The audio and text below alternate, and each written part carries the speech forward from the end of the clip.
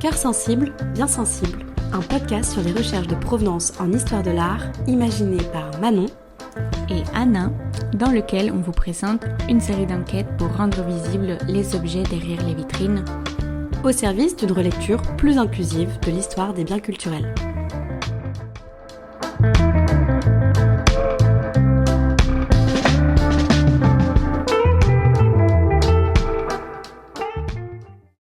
Bonjour à tous et bienvenue dans un nouvel épisode de Cœur sensible, bien sensible.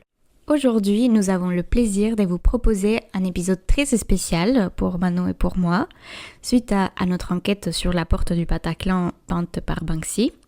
Donc un objet dont la dimension mémorielle et la sensibilité l'a promu au rang de chef-d'œuvre invendable. Nous avons rencontré les membres de la mission de préfiguration du futur Musée mémorial du terrorisme, le MMT. Claire, Elisabeth et Gaspard nous ont accueillis un mercredi pluvieux dans leurs locaux du 5e arrondissement, près de la cathédrale Notre-Dame, et nous avons longuement échangé sur leur projet de musée mémorial unique en France qui devrait voir le jour d'ici 2028. On a raconté nos parcours, le projet du podcast, et ils nous ont raconté leur musée, de ses collections à ses acteurs, les victimes des attentats, leurs proches et toutes les associations qui luttent contre l'oubli et la mémoire des attentats. Cette rencontre a inspiré cet épisode dans lequel on va retracer le contexte de création du projet, découvrir l'importance de tout le réseau qui l'entoure et décrypter ses enjeux avec l'une des membres de la mission de préfiguration du musée. Avant de rejoindre Claire au musée mémorial, on vous présente le projet en quelques mots.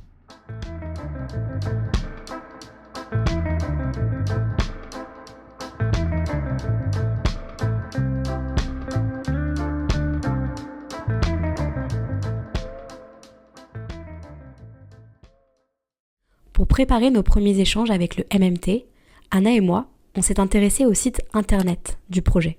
Et il est très riche d'informations.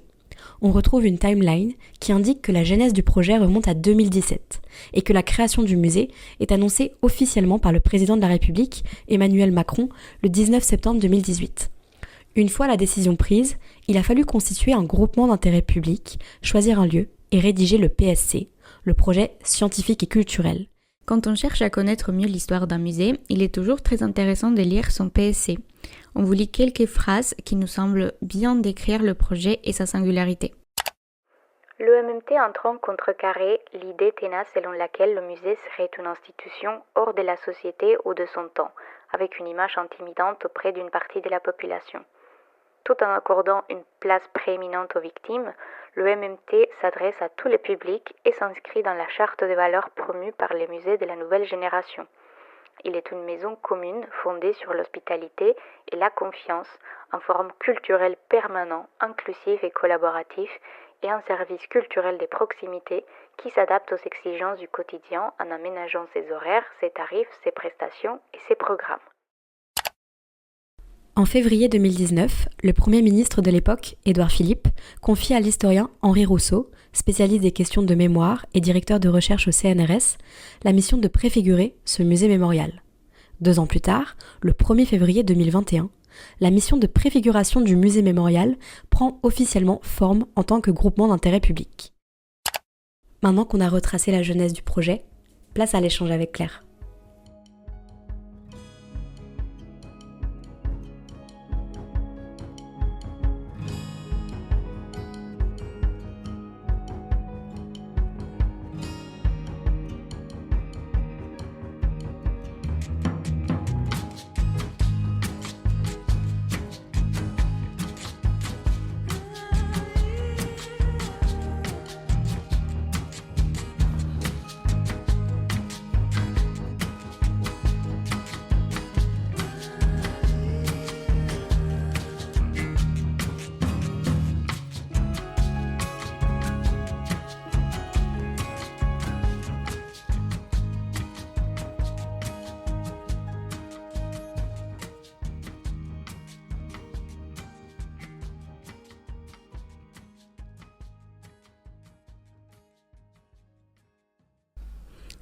Pour parler plus en détail du projet, nous accueillons aujourd'hui Claire, chargée des collections du Musée mémorial du terrorisme. Bonjour Claire, merci d'être avec nous. Pour commencer, on aimerait savoir, est-ce que vous avez pensé du périple, le vol, la restitution de la porte du Bataclan peinte par Banksy, donc notre deuxième épisode. Et Elisabeth PLC nous avait confié dans notre dernier échange que ce serait peut-être un objet que le MMT aurait aimé conserver. Tout d'abord, merci à vous. Je suis très heureuse d'être accueillie dans cette 4e édition de votre podcast. Effectivement, c'est très pertinent de démarrer ce podcast par l'évocation de cette œuvre de Banksy, donc La jeune fille triste, qu'il a réalisée en 2018 sur la porte de la salle du Bataclan. Effectivement, c'est une œuvre qui nous avait beaucoup interpellés et qui a fait l'objet de discussions dans notre équipe, puisque c'est une œuvre, bien sûr, dont on avait entendu parler dans le cadre de nos recherches pour la constitution des collections. C'est une œuvre qui est tout à fait pertinente au regard de nos collections, qui revêt une portée mémorielle et qui fait acte de recueillement de la part de l'artiste, et qui est une œuvre qui a été beaucoup appréciée par les victimes du soir des attentats du 13 novembre 2015. Effectivement, le périple qui a accompagné cette œuvre il est extrêmement intéressant. Il nous rappelle aussi que les œuvres de street art sont assez uniques dans leur genre, puisque ce sont des œuvres qui sont à l'extérieur, qui sont soumises aux intempéries, aux changements climatiques, et effectivement, ça fait partie aussi des risques des éventuelles dégradations, ce qui est toujours bien sûr regrettable. Et là, dans ce cas présent d'un vol, voilà, pour un artiste aussi connu que Banksy, c'est quelque chose qui est tout à fait regrettable. Cette œuvre, elle aurait effectivement toute sa place dans notre parcours, puisque de par sa valeur mémorielle que je citais précédemment, elle rentrerait tout à fait en résonance avec notre parcours qu'on aura l'occasion de développer plus tard. Et je pense notamment à une œuvre que nous avons déjà dans nos collections, qui est également une œuvre d'un artiste qui réalise du street art, qui est l'artiste C215, et qui nous a fait don d'une œuvre qui représente le portrait de Ahmed Merabé, qui est donc le policier qui a été assassiné dans l'exercice de ses fonctions dans le cadre des attentats de janvier 2015 à Paris. Dans Cœur sensible, on aime bien commencer par discuter des objets. On connaît maintenant votre point de vue sur la porte du Bataclan par Banksy. Mais vous, personnellement, avez-vous un objet qui vous aurait particulièrement marqué, même si on imagine qu'il y en a eu beaucoup? Alors c'est très intéressant comme question.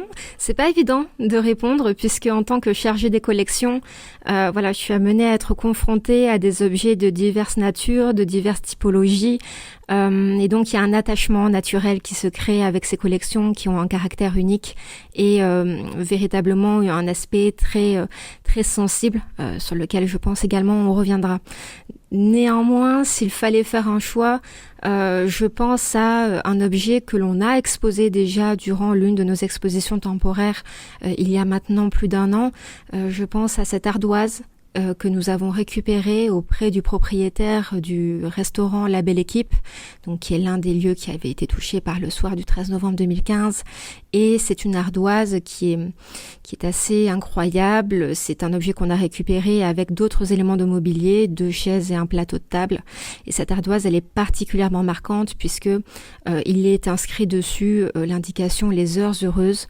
Et cette ardoise se trouvait donc à l'extérieur sur la terrasse de La Belle Équipe, et elle porte la marque de la violence, elle porte les tirs de Kalachnikov, et donc ça en fait un objet qui est particulièrement parlant, et notamment tellement parlant que nous pensons très certainement le présenter parmi les premiers items dans notre futur parcours permanent. Donc s'il fallait vraiment parler d'un seul objet, je parlerais de celui-ci. Il y a peut-être aussi, je triche un petit peu avec la règle, je parle également d'un deuxième objet, un deuxième lot d'objets. Je pense également à un ensemble de vêtements et d'objets personnels qui nous ont été donnés par Nicolas Hénin, qui est l'un des otages de Daesh, et dont le procès d'ailleurs se déroule actuellement à Paris. Et Nicolas Hénin nous a fait don d'un ensemble de vêtements qu'il portait durant sa prise d'otage et d'objets également qu'il a pu récupérer. Ce sont des objets du quotidien mais qui portent une histoire extrêmement forte, extrêmement puissante. Donc je ne peux pas m'empêcher de le rajouter également parmi les objets qui m'ont peut-être le plus marqué. Merci beaucoup Claire pour cette réponse, elle est incroyable, on est vraiment touché par ce que vous dites, c'est vrai, on voit vraiment que c'est des objets qui vous ont marqué et on imagine déjà est-ce que ça a pu faire de les voir pour la première fois. En lisant notamment le projet scientifique et culturel du musée, avec Manon, on s'est interrogé sur la place des collections au sein du MMT. Donc habituellement, les missions principales des musées s'articulent autour de la conservation des fonds anciens. Et donc, quel regard porte le MMT sur le concept des collections ? Alors c'est une question qui est très intéressante, qui m'oblige un petit peu aussi à revenir sur la jeunesse du projet. Effectivement, on parlait ici du musée mémorial du terrorisme. Le projet de faire un mémorial, ça a été le premier projet, la première idée, ce qui nous semblait le plus évident. Et puis en fait, de façon assez naturelle, assez instinctive, l'idée de rajouter à ce mémorial un musée, c'est venu assez spontanément, je dirais, puisque si le mémorial permet de rendre hommage et de faire référence aux victimes qui sont décédées, donc de victimes d'actes terroristes en France ou de Français touchés à l'étranger. Effectivement, il nous semblait pertinent également d'avoir un espace qui donnerait à comprendre le phénomène terroriste. Donc un phénomène qui est très ancien, mais dont nous concentrerons plutôt sur les dernières décennies pour donner à voir l'histoire du terrorisme de ces dernières années. Effectivement, contrairement aux autres institutions muséales, je dirais plus classiques, qui en règle générale ont toujours un fonds ancien comme point de départ pour leur collection, ce n'a pas été notre cas. C'est quelque chose qui fait partie des particularités de notre structure. Et en tant que chargée des collections, c'est un véritable défi, je dirais, et ça modèle beaucoup de choses autour de ce que nous, au sein du musée mémorial du terrorisme, nous appelons collection. On en a une conception qui est peut-être un petit peu plus contemporaine, un petit peu plus innovante que peut-être des institutions plus anciennes. Nous constituons nos collections depuis seulement 3 ans. Voilà. On a démarré le chantier des collections durant l'été 2021 avec l'arrivée des cellules judiciaires, on va en reparler. Mais effectivement, l'idée de collection, c'est quelque chose qui est un petit peu innovant, qui peut être un petit peu déstabilisant lorsqu'on vient du milieu des musées, je dirais plus classique des beaux-arts, et qui oblige aussi à une forme d'adaptabilité de notre part et à des questionnements qui sont nouveaux, des problématiques auxquelles nous ne pensions pas forcément être confrontés, mais qui sont extrêmement enrichissantes aussi et que l'on appréhende progressivement. Donc on a une conception du terme de collection qui est un petit peu particulier, et on le verra, le scellé judiciaire est au cœur véritablement de nos collections, ce qui pose des questions qui sont très particulière. Plus précisément, quant à la constitution de la collection, aviez-vous déjà, en 2018, des idées précises d'objets à exposer et de quels étaient les fonds disponibles pour ce nouveau musée ? Avez-vous défini dès lors une politique d'acquisition ? Alors effectivement, dès que l'idée de constituer un musée a eu lieu, on a bien sûr tout de suite envisagé les collections qui allaient aller avec, et bien sûr cette question qui s'est posée, qu'on nous pose encore très souvent, c'est qu'est-ce que vous allez mettre comme collection dans le musée mémorial du terrorisme.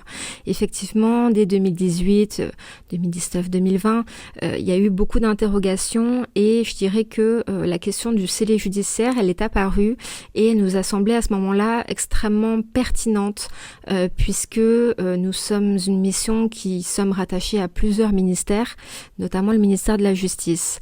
Et l'idée de constituer des collections à partir de scellés judiciaires, elle s'est progressivement inscrite et elle a véritablement marqué de façon très nette notre processus d'acquisition des collections. Quant à vous répondre sur la question de la politique d'acquisition, de façon plus générale donc, on a ces scellés judiciaires qui nous arrivent progressivement de la part du service des greffes. Donc nous avons un accord avec le tribunal judiciaire de Paris, avec la cour d'appel, pour récupérer de façon progressive ces scellés judiciaires. Tout de même, quand même, je rappelle, les pièces à conviction placées sous scellés, ce sont des objets qui, au départ, sont des objets du quotidien, qui ont été détournés de leur nature première pour devenir des scellés. Et nous détournons encore à nouveau cette procédure pour les intégrer dans nos collections, ce qui a posé plusieurs problématiques. Nous sommes encore en train aujourd'hui d'essayer de régler même tout cela, même si c'est en train d'aboutir à quelque chose de très concret, de très satisfaisant. Donc nous menons une politique d'acquisition principalement à partir de ces scellés judiciaires, mais pas seulement. Même si le scellé judiciaire constitue le cœur de nos collections, je dirais à peu près les 3/4 de nos collections, le reste arrive de façon peut-être un peu plus classique, donc des dons qui nous viennent de victimes, familles de victimes, associations, institutions diverses, et également des dépôts et des achats, je dirais d'une façon un peu plus classique, comme n'importe quelle institution muséale. Comme nous, Claire, vous avez aussi fait vos études à l'école du Louvre, et pour votre mémoire des fins d'études, vous avez donc notamment travaillé sur la patrimonialisation des scellés judiciaires, des justices, dont vous venez de parler. Donc, pourriez-vous, en quelques mots, nous raconter sur ce processus des changements des statuts ? Alors effectivement, lorsque je suis arrivée à la mission de préfiguration du Musée mémorial du terrorisme, c'était en janvier 2022 déjà, et j'étais à cette époque étudiante, et donc j'étais en dernière année de master dans le master de régie de conservation préventive de l'école du Louvre. À ce moment-là, lorsque je suis arrivée au musée, nous étions plutôt vers le début de la constitution des collections, et comme je le disais précédemment, nous accueillons nos premiers scellés judiciaires. Moi, j'étais à ce moment-là assez intriguée par ces scellés judiciaires. Comme je vous le disais, j'étais habituée à des collections de type Beaux-Arts qu'on nous enseigne à l'école du Louvre. J'avais pour ma part fait une spécialité en peinture française.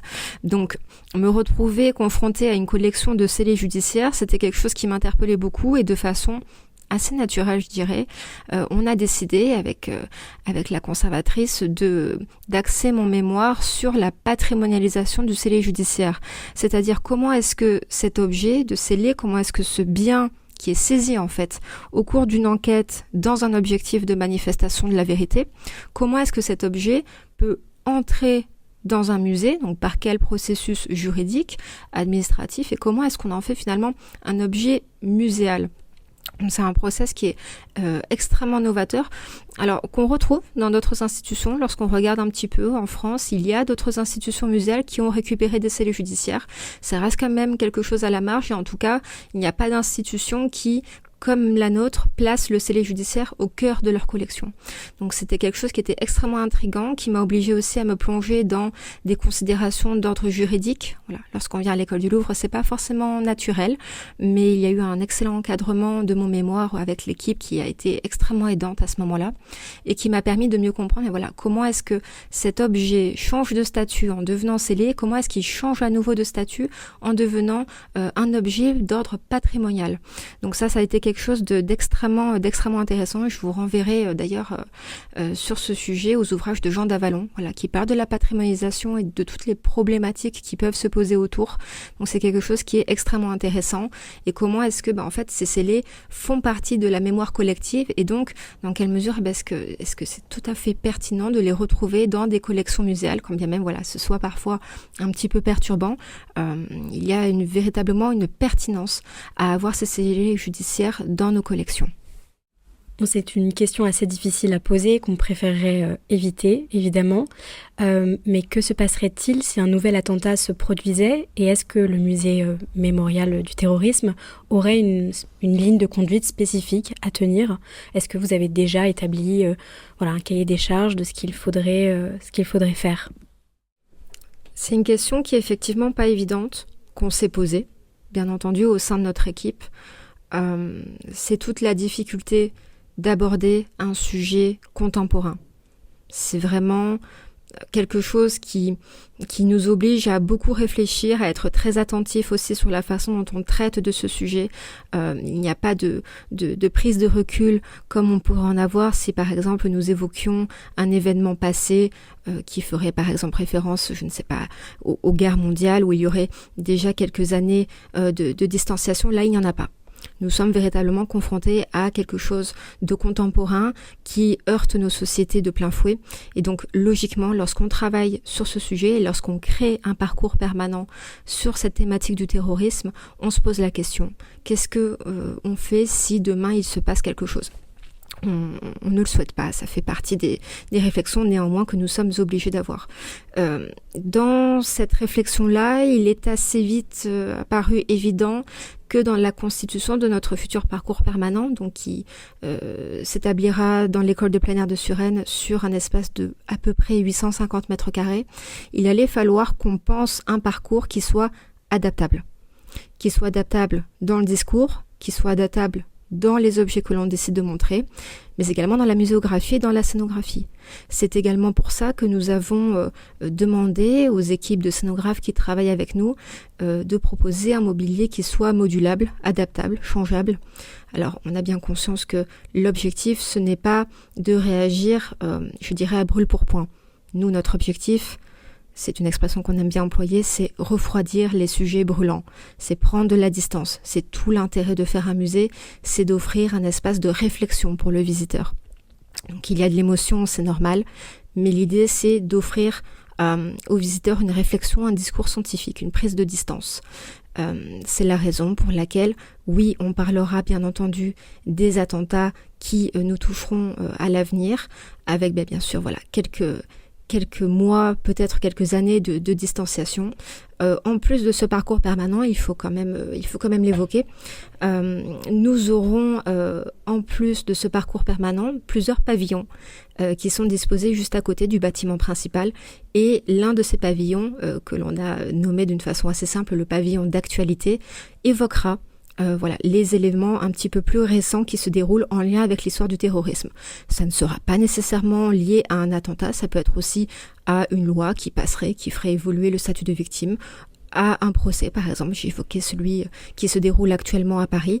Donc nous avons effectivement prévu cette option, ça nous semble absolument indispensable étant donné la contemporanéité du sujet.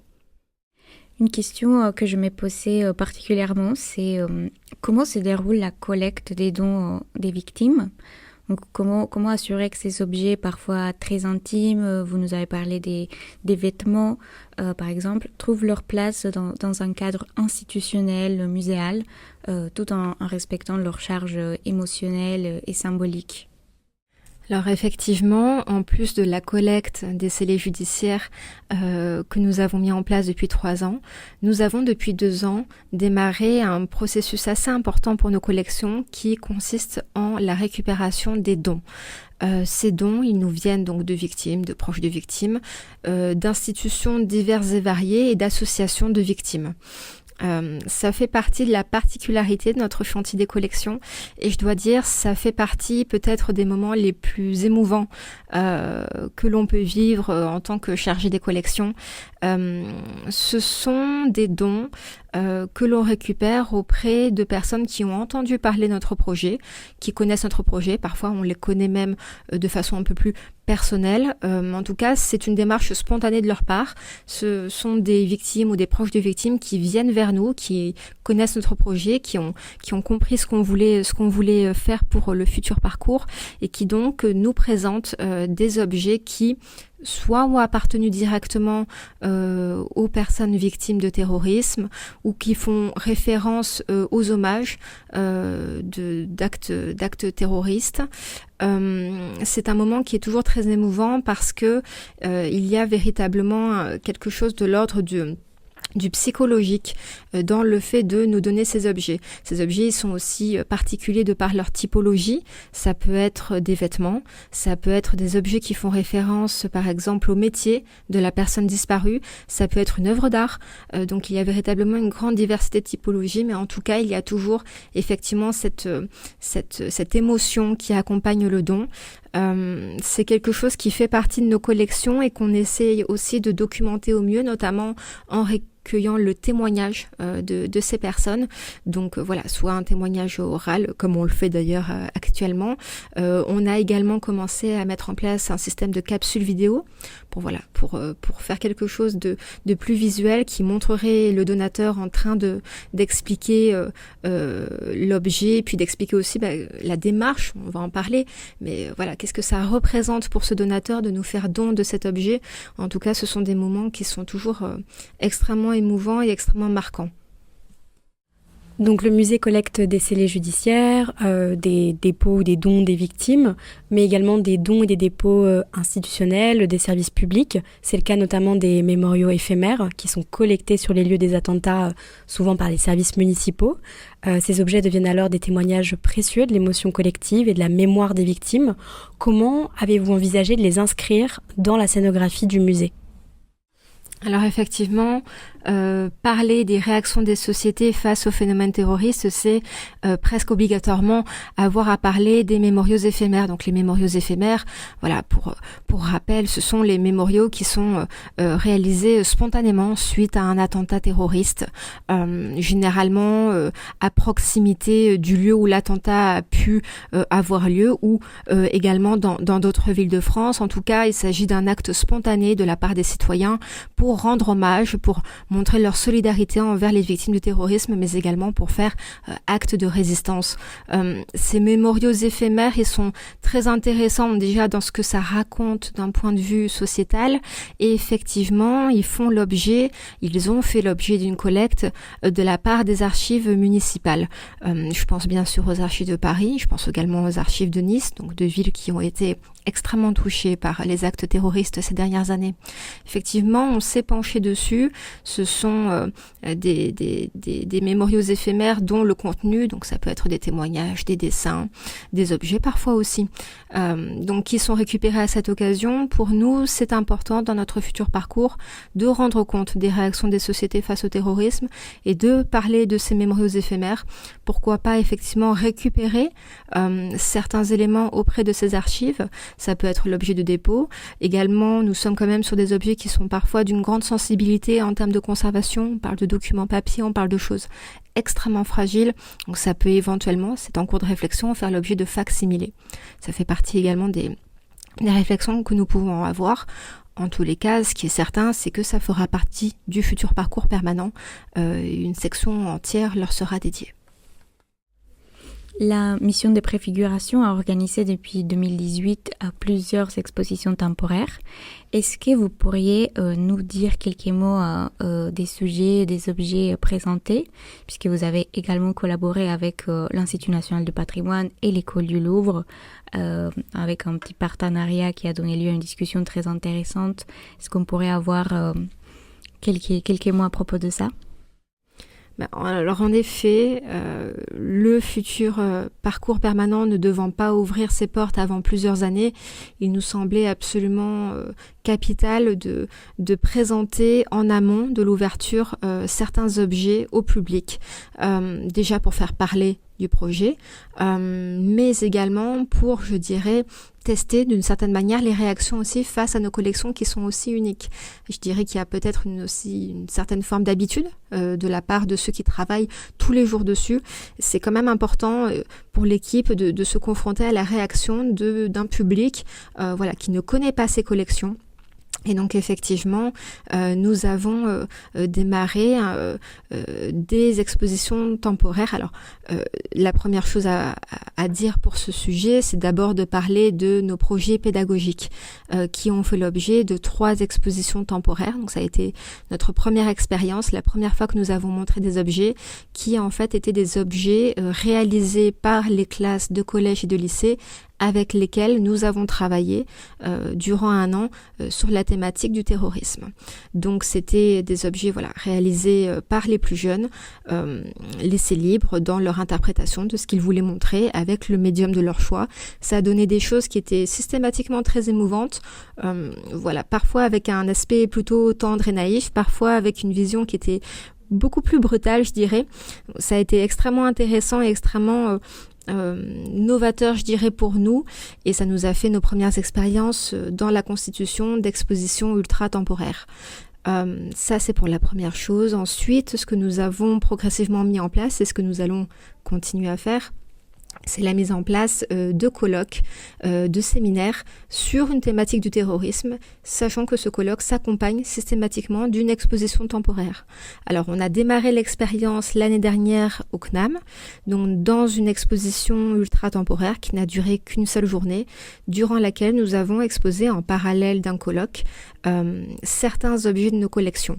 L'objectif, c'était de donner à voir au public à la fois du scellé judiciaire, à la fois du don, un petit peu tout ce dont on vient de parler. C'était également pour tester un petit peu la réaction. Je parlais au tout début de cette interview du mobilier de la belle équipe. On a présenté ces éléments de mobilier pour voir un petit peu les réactions. Et ça nous a fait nos premières expériences. Et je dois dire qu'on a été extrêmement touchés et extrêmement agréablement surpris de la réaction extrêmement positive. Donc on a vraiment eu la confirmation que ces objets étaient pertinents à présenter au public. Donc cette expérience au CNAM ayant été un succès, on a décidé de renouveler l'expérience. Et donc dans quelques mois, donc le 25 septembre, au Collège des Bernardins, nous organiserons un nouveau colloque et nous exposerons à nouveau à cette occasion-là certains objets de nos collections, cette fois-ci sur une thématique un peu plus précise, celle des traces et témoignages. Et concernant effectivement ce partenariat que nous avons avec l'INP et l'École du Louvre, ça a fait l'objet l'année dernière d'un colloque sur le sujet des biens sensibles. Un colloque extrêmement intéressant durant lequel on a pu accueillir des intervenants de différentes institutions muséales et on a pu ainsi confronter les problématiques sur le sujet non seulement de la conservation des biens sensibles, mais et peut-être surtout sur leur exposition. Donc c'est quelque chose qui a très bien fonctionné, une fois de plus, qui vient aussi enrichir nos collections, enrichir notre compréhension du sujet et c'est d'une grande aide ensuite dans la constitution du futur parcours permanent.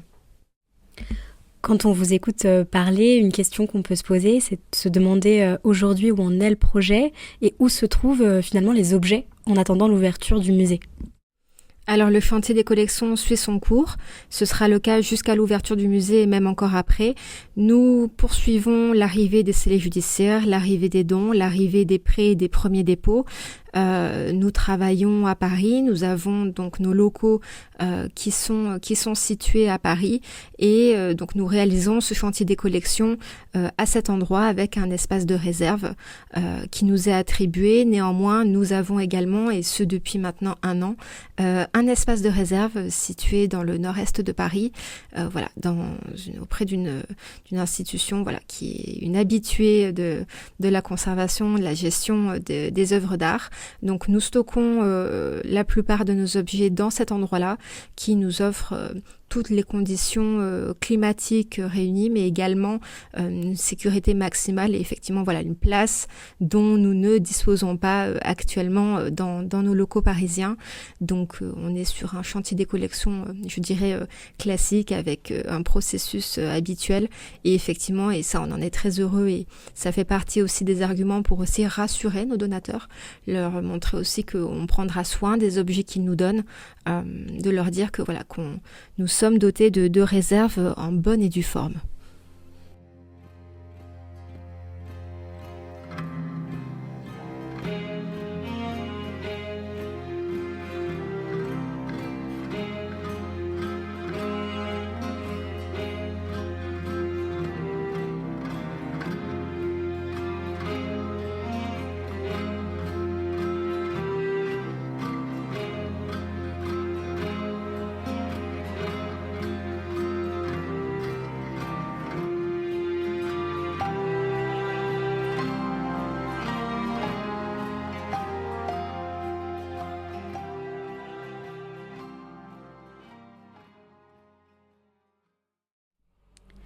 Une question assez fondamentale qui nous vient à l'esprit quand on réfléchit à ce futur musée mémorial, et notamment comment ne pas recréer un environnement qui déclenche le traumatisme des victimes ou de leurs proches. Comment avez-vous fait? Vous avez fait appel à des experts, par exemple? Alors effectivement, en voyant la sensibilité de nos collections, en voyant les typologies très spécifiques dont nous disposons et que nous avions l'intention de montrer, on s'est beaucoup interrogé sur la réaction du public lorsqu'il entrera dans ce futur parcours permanent. Le fait est que un musée du terrorisme, il faut traiter le sujet, il ne s'agit pas d'euphémiser, il ne s'agit pas non plus de créer du sensationnalisme autour du sujet. La difficulté est de trouver le bon équilibre entre les deux.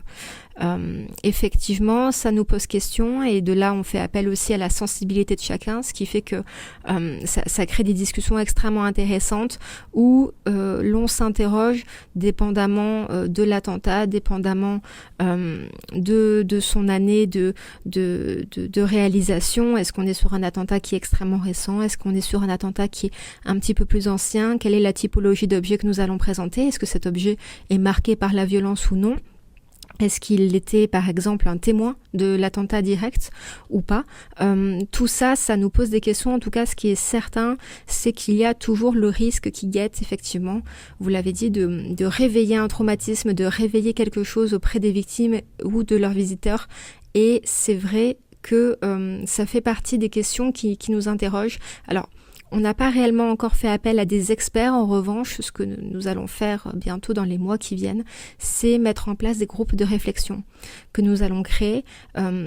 Donc des groupes qui vont être constitués avec différentes personnes qui vont sans filtre, nous faire part de ce qu'ils pensent du futur parcours. Donc ce seront des gens extérieurs complètement à la mission, extérieurs au projet, auxquels on va confronter nos collections, leur montrer vraiment très concrètement avec les textes, avec les objets, avec leur cartel. Mais voilà ce qu'on voudrait montrer. Quel est votre sentiment? Il y a quand même quelque chose sur lequel on est très attentif et qui compte énormément dans le processus de création du futur parcours, c'est que nous travaillons en étroite collaboration avec nos donateurs.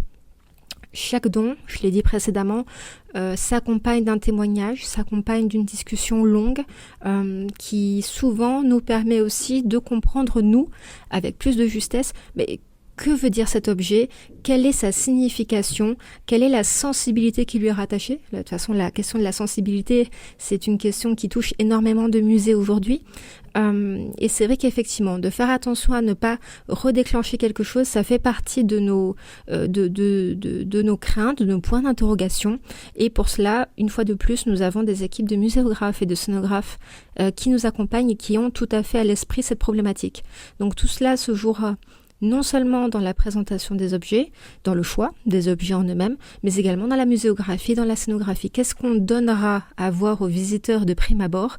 Qu'est-ce qui sera peut-être un tout petit peu moins visible?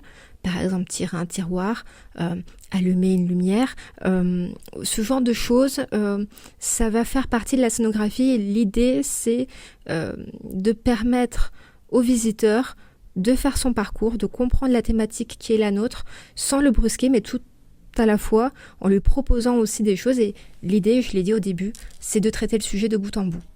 Vous avez beaucoup parlé du lien entretenu par le musée mémorial avec les donateurs qui peuvent être des victimes ou des proches des victimes des attentats. Voir un objet personnel ou un hommage préservé dans un musée peut être un acte de reconnaissance aussi. Pouvez-vous nous parler de ce processus de patrimonialisation des objets et en particulier de la reconstruction psychologique qu'il peut faciliter et de votre rôle comme aidant et accompagnant dans ce processus? En effet, en nous donnant l'objet, en apportant ces témoignages avec l'objet, et le fait même de se détacher de cet objet en nous le donnant, en le donnant à une institution, ça fait partie d'un processus de résilience. La personne qui gardait parfois cet objet depuis des années, qui parfois l'avait mis dans une pièce de sa maison pour le garder sans le voir et qui s'interrogeait en se demandant que faire de cet objet, puis que faire de cet objet une fois que je ne serai plus là. Est-ce que cet objet va être un jour jeté, abandonné? Est-ce qu'il perdra tout à fait sa signification? Le fait de nous le donner, ça s'accompagne systématiquement d'une reconstruction psychologique, d'un acte de détachement. Il y a vraiment quelque chose de l'ordre de la reconstruction dans nous donner cet objet. Quand on nous donne un objet, la personne, elle est prête à se détacher un petit peu de cet objet. Et puis elle est également prête à ce que cet objet soit potentiellement, pas obligatoirement, mais potentiellement présenté au public. Donc ça veut dire que cet objet qu'elle avait chéri, qui était encore dans le domaine du privé, va soudain prendre une dimension un petit peu importante, va passer dans les mains des membres de l'équipe et va peut-être potentiellement être présenté à un public extrêmement large. Donc effectivement, ça fait partie de ce travail de reconstruction et je dirais aussi que c'est ce qui fait toute la particularité de notre processus de don et je dirais que c'est quelque chose qui est toujours très émouvant mais qui, moi, à titre personnel, m'apporte toujours énormément d'un point de vue humain. Dans notre premier échange, vous nous avez beaucoup parlé de votre collaboration avec les associations. Évidemment, ce côté humain que vous venez d'évoquer. Ces associations sont à la fois des témoins et des acteurs de la transmission de la mémoire. Donc Claire, est-ce que vous pouvez nous raconter quels sont les types des collaborations mises en place avec les associations ? Alors les associations sont des familiers de la mission, je dirais, depuis le commencement. Ce sont des associations de victimes, alors parisiennes, mais également de partout en France, qui suivent de près la mission de préfiguration qui est la nôtre et effectivement qui sont un véritable soutien dans le maintien et dans le bon avancement de notre processus d'ouverture de musée. Une fois de plus, pour parler des collections, nous avons été en contact avec ces associations pour récupérer des objets.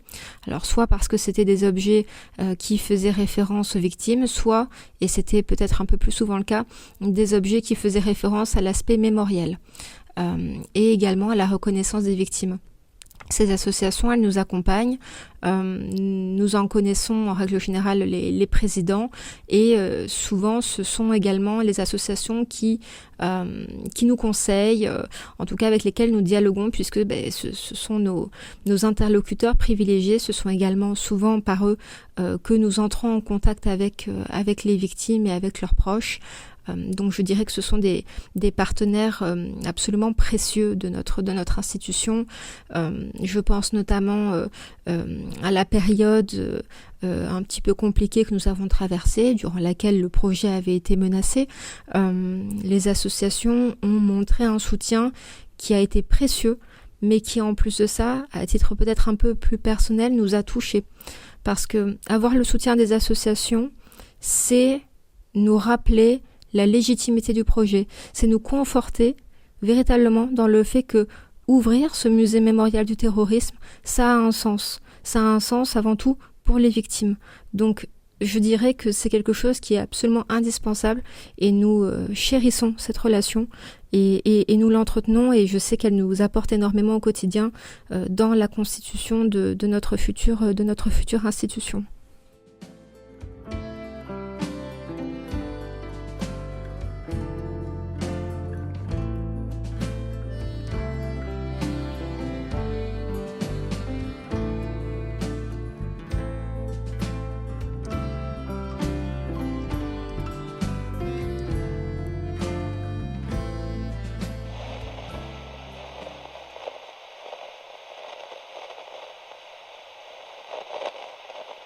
Le musée devrait ouvrir ses portes d'ici 2028 à Suresnes, en région parisienne, sur le site de l'ancienne école de plein air.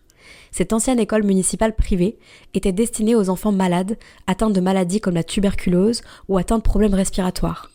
Ces enfants sont allés dans cette école de 1935 à 1996 dans le contexte du courant appelé l'hygiénisme qui cherche à répondre aux conséquences sanitaires engendrées par l'industrialisation et l'urbanisation du XXe siècle. L'école a été construite par les architectes Eugène Baudouin et Marcel Lotz sur le modèle d'un solarium. L'idée est de pouvoir donner classe à l'intérieur les jours pluvieux et à l'extérieur les jours doux. L'école est entourée d'un parc et elle est constituée de plusieurs pavillons, des plain-pieds, aux grandes baies vitrées. Chacun des 8 pavillons dispose d'une terrasse permettant aux enseignants de faire la classe devant les pavillons, comme sur les toits au soleil. Claire, pourriez-vous nous expliquer le choix de l'école de plein air à Suresnes ? Alors effectivement, de par la sensibilité du sujet, choisir un lieu adéquat était une véritable problématique et ça a été la première problématique d'envergure pour ce projet. C'était de trouver un lieu qui soit pertinent, qui puisse permettre, on en parlait il y a quelques minutes effectivement, une prise de distance vis-à-vis du sujet pour éviter aussi de réveiller les traumatismes. C'est la raison qui a fait que nous avons notamment choisi un lieu en dehors de Paris. L'idée, c'était de choisir un lieu neutre, de ne pas rattacher le musée à un attentat spécifique.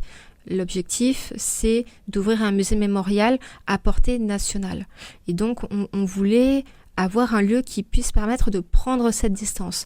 Et l'école de plein air s'est imposée comme étant le lieu parfaitement adéquat pour plusieurs raisons. Donc déjà parce qu'effectivement, nous ne sommes plus dans Paris, nous sommes à Suresnes, à proximité.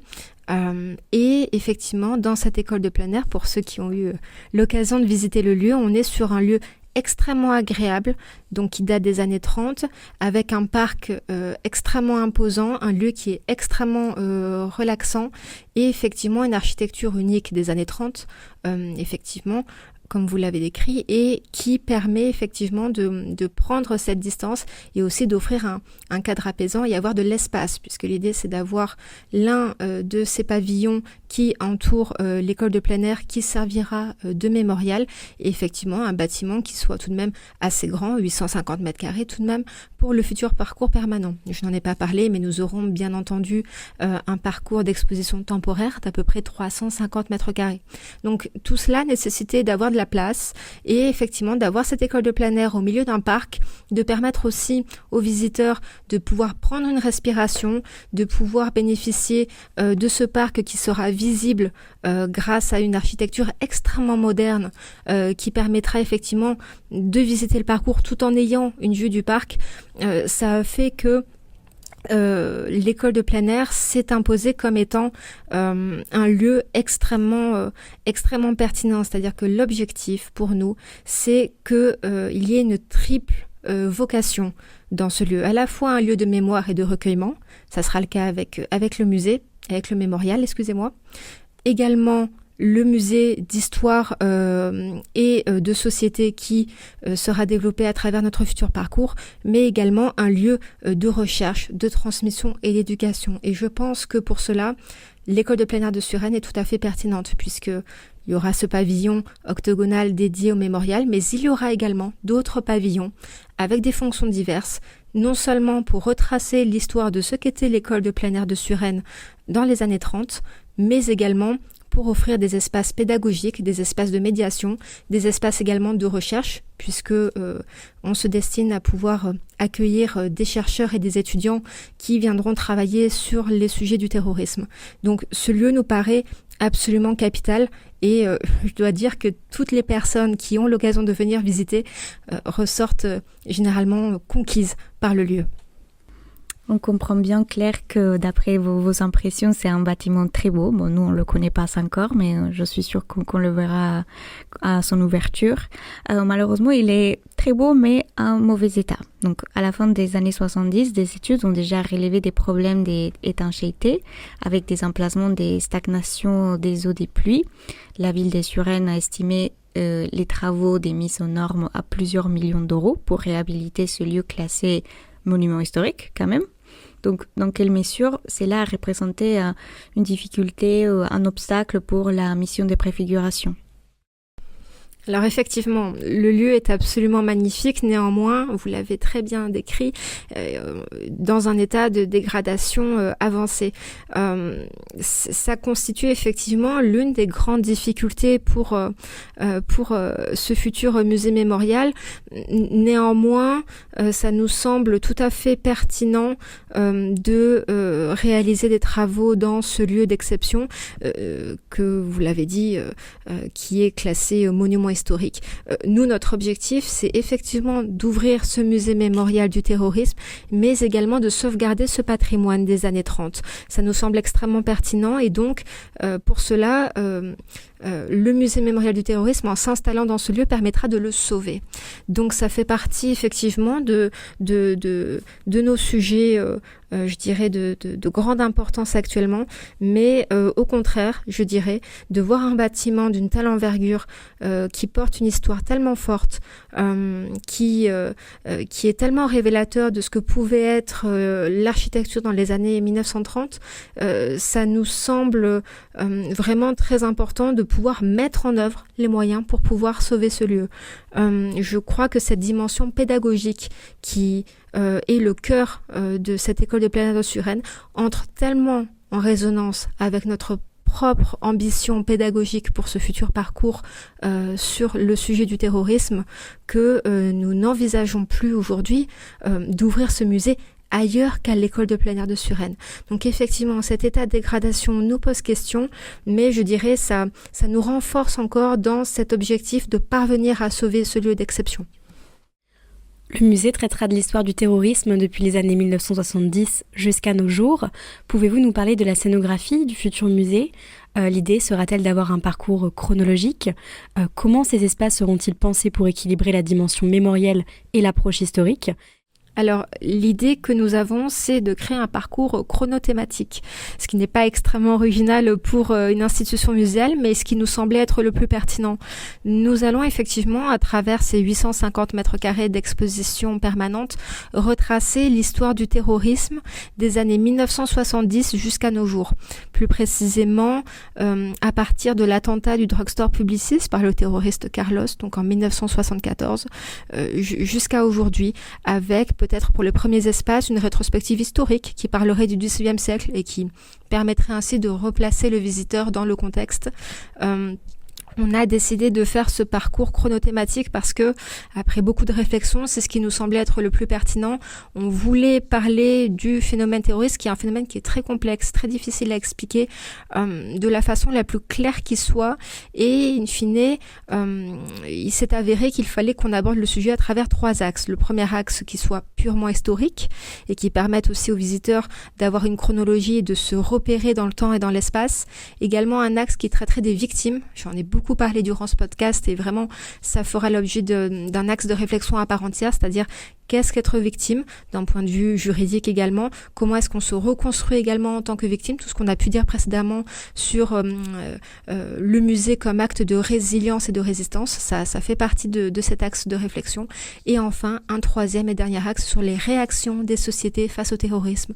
Et là encore, on a pu en parler durant ce podcast en évoquant les mémoriaux éphémères. Donc on sera sur ce parcours de 850 mètres carrés, développé sur 2 niveaux, et donc avec cette histoire du terrorisme, et effectivement cette ambition de parler d'un sujet sensible, de parler d'un sujet difficile, mais en essayant de refroidir un petit peu les choses, et effectivement de pouvoir offrir des réponses et des explications à un public que l'on souhaite être le plus large possible. On aura bien sûr une attention particulière pour les publics scolaires. On l'a déjà parlé à plusieurs reprises, mais effectivement, cette dimension pédagogique qui irrigue dans ce projet. Mais effectivement, c'est cette ambition-là, c'est de pouvoir donner du sens aux souffrances endurées, de pouvoir apporter des explications aux visiteurs à travers un parcours qui soit chronothématique. Du coup, vous nous parliez de l'école de plein air de Suresnes et de sa structure en pavillon. Quelles sont les perspectives offertes par ces pavillons pour le musée et sa scénographie ? Effectivement, en plus du bâtiment principal, l'espace de l'école de plein air de Suresnes nous offre également, et c'est également ce qui nous a plu dans ce lieu, plusieurs pavillons qui vont pouvoir nous permettre de développer des thématiques un petit peu différentes. J'en ai parlé précédemment, nous avons le pavillon principal, le pavillon octogonal qui lui sera dédié au mémorial pour les victimes du terrorisme, mais il y a également d'autres pavillons qui seront présents et qui vont nous permettre pour 2 d'entre eux de parler de l'histoire de l'école de plein air de Suresnes. Donc qu'est-ce qu'était cette école de plein air de Suresnes dans les années 30 notamment par un pavillon que l'on va dédier à la reconstitution d'une classe à l'époque des années 30, donc ce qu'on appelle une période room dans le monde des musées. Un pavillon qui sera davantage dédié au sujet du design et de l'architecture, puisque voilà, on est sur un lieu d'exception. Ça nous semblait absolument important d'avoir un pavillon qui soit entièrement dédié à la question. Et puis on aura d'autres pavillons qui seront dédiés davantage à la médiation, à la pédagogie pour pouvoir tout simplement permettre aux professeurs, aux enseignants qui viennent avec leur classe de pouvoir avoir des espaces qui leur seront dédiés, et effectivement également un centre de ressources avec toute une documentation, des ouvrages qui pourront accueillir, j'en ai parlé, des chercheurs et des étudiants sur la thématique du terrorisme. Donc tout ça permet de faire un ensemble et de faire de l'école de Suresnes à la fois un lieu de résilience, à la fois un lieu de résistance et surtout un lieu dans lequel les visiteurs se sentiront bien et pourront se sentir accueillis. Ceux qui voudront seulement voir le mémorial pourront uniquement se rendre au mémorial pour se recueillir. Ceux qui seront intéressés pour le futur parcours pourront venir également voir le parcours. Donc voilà, l'idée c'est d'en faire un lieu qui soit agréable et accessible à tous.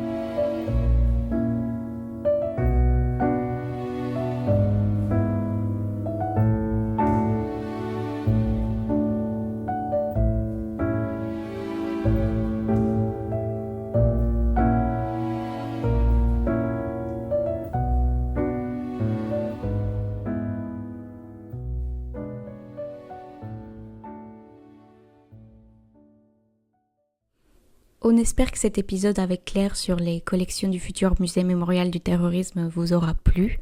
On a beaucoup appris à leur côté sur la sensibilité des collections et les enjeux mémoriels. Il est certain que les objets qu'ils présenteront dégagent une aura particulièrement sensible qui les différencie d'autres types de collections. Mais c'est justement ça qui fait la différence du futur MMT. Leur équipe participe aussi en quelque sorte au processus de deuil des victimes en les accompagnant et en prenant bien soin de leurs objets. Le 11 mars dernier, c'était justement la journée nationale d'hommage aux victimes du terrorisme. Cette date fait référence aux attentats du 11 mars 2004, les plus meurtriers commis en Europe depuis les années 1980 et qui ont eu lieu à la gare d'Atocha, à Madrid. La journée est passée relativement inaperçue et un des enjeux forts du MMT sera de mettre en lumière ces temps de recueillement, d'hommage et de rassembler tous ceux qui ont été touchés de près ou de loin par ces événements meurtriers. Grâce aux hommes et aux femmes qui travaillent à la mission des préfigurations du musée, cette singulière catégorie d'objets sensibles que nous avions identifiée à partir du cas de la porte du Bataclan sera conservée et sa mémoire précieusement gardée. On a hâte de connaître la vie de ces objets, de leur conservation-restauration jusqu'à leur présentation au sein du musée, qu'on a aussi très envie de visiter dès son ouverture. On remercie toute l'équipe du MMT d'avoir collaboré avec nous sur cet épisode. Et on vous dit à la prochaine. Prenez soin de vous.